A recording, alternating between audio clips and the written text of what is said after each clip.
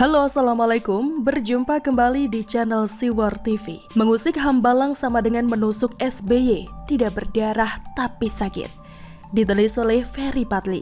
Tidak ada yang abadi di dunia ini, ujar Ariel Noah dalam lirik lagunya yang berjudul Tidak Ada Yang Abadi. Karena semua pasti ada masanya, termasuk kekuasaan. Bahkan sekelas Nabi Sulaiman saja yang konon katanya raja dari segala makhluk, dianugerahi kerajaan yang besar, merajai binatang serta makhluk gaib seperti jin dan setan, membangun infrastruktur dibantu oleh jin, mampu melunakkan tembaga serta dapat menundukkan angin, tetap saja tidak abadi berkuasa. Konon katanya ia menjadi raja hanya selama 40 tahun. Hanya saja yang jadi pertanyaan di sini, meninggalkan kekuasaan itu dengan cara baik-baik atau terhormat atau dengan cara yang tidak baik? Banyak juga loh yang setelah berkuasa malah kehidupannya semakin hina, dihujat sana-sini dan segala macamnya. Salah seorang di antaranya mantan pemimpin yang meninggalkan legasi tidak baik ini adalah Presiden Republik Indonesia ke-6 SBY. Tentu kita masih ingat bagaimana beruntungnya dia dulu. Punya partai yang baru juga disahkan, yakni pada tahun 2003. Pada pemilu 2004 sudah berhasil mendapatkan 57 kursi dengan perolehan 8,45 juta suara atau 7,45%. SBY juga kala itu hanya seorang mantan Menko Polsoskam di era Megawati dan pernah dipecat oleh Gus Dur dari Menteri Pertambangan dan Energi.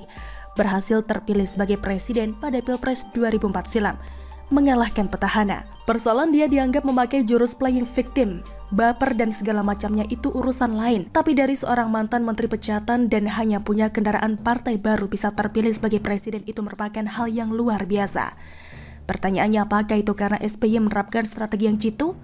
Gak juga sih, karena buktinya sekarang ia tidak mampu mengangkat partainya kembali pasca jatuh. Ada satu ungkapan yang bisa menggambarkan hal ini, yakni orang pintar itu masih kalah sama orang beruntung. Artinya ada faktor keberuntungan di balik terpilihnya dia menjadi presiden 2 periode tersebut. Hanya saja SBY tidak memanfaatkan keberuntungan yang dimilikinya itu dengan baik. Terbukti, ia seolah membiarkan kader partainya menggarong duit negara. Tidak pelak kala itu SBY yang jadi presiden, kader Partai Demokrat yang korupsi berjamaah. Hingga satu persatu dari mereka diciduk KPK. Mulai dari Angelina Sondah, Andi Malarangeng, Jero Wacik, hingga Sultan Batugana. Si Sultan Batugana ini sebenarnya yang paling apes. Belum juga sempat menikmati uang hasil korupsi dengan maksimal, sudah keburu ditangkap KPK. Hingga ia meninggal pun ia masih menyandang status sebagai napi koruptor. Termasuk juga besan SBY sendiri, Aulia Pohan. Tidak lepas dari yang namanya korupsi.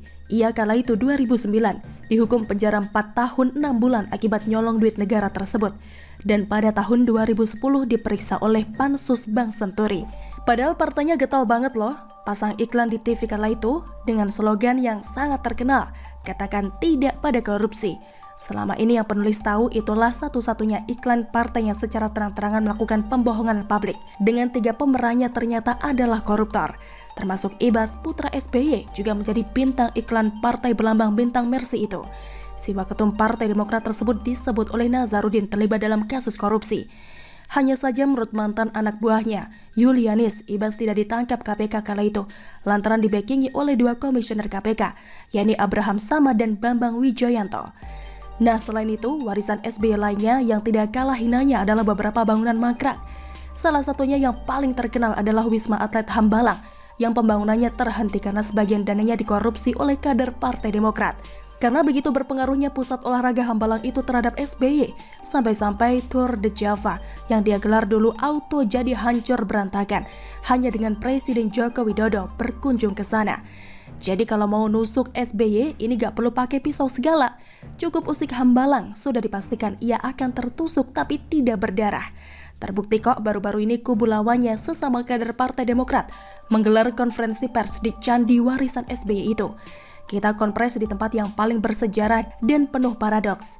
Satu sisi katakan tidak, satu sisi lainnya lakukan korupsi secara berjamaah, termasuk proyek Hambalang, ujar Darmizal dalam konferensi pers itu, 25 Maret. Kita tahu sendiri siapa si Darmizal ini. Relawan SBY JK di Pilpres 2004 lalu, pernah juga menjabat sebagai Wasekjen dan Wakil Ketua Komisi Pengawas Partai Demokrat yang dipecat oleh AHY beberapa waktu lalu. Jelas tujuannya menggelar konferensi pers di Hambalang itu tidak lain tidak bukan untuk mematahkan semangat SBY dan AHY. Kura-kura Hambalang tersebut ibarat bulu ketek Samson, yang jika dicabut maka kekuatannya otomatis akan hilang. Yang artinya mengusik Hambalang itu sama dengan mencabut kekuatan SBY. Mak jelap, ternyata apa yang dikatakan di masa lalu dan hari ini bisa juga berdampak terhadap kehidupan di masa yang akan datang. Alias siapa yang menabur angin akan menuai badai. Bagaimana menurut Anda? Silahkan tulis komen Anda di kolom komentar. Jangan lupa untuk like, subscribe, dan share. Siwar TV pamit, sampai jumpa. Wassalamualaikum warahmatullahi wabarakatuh.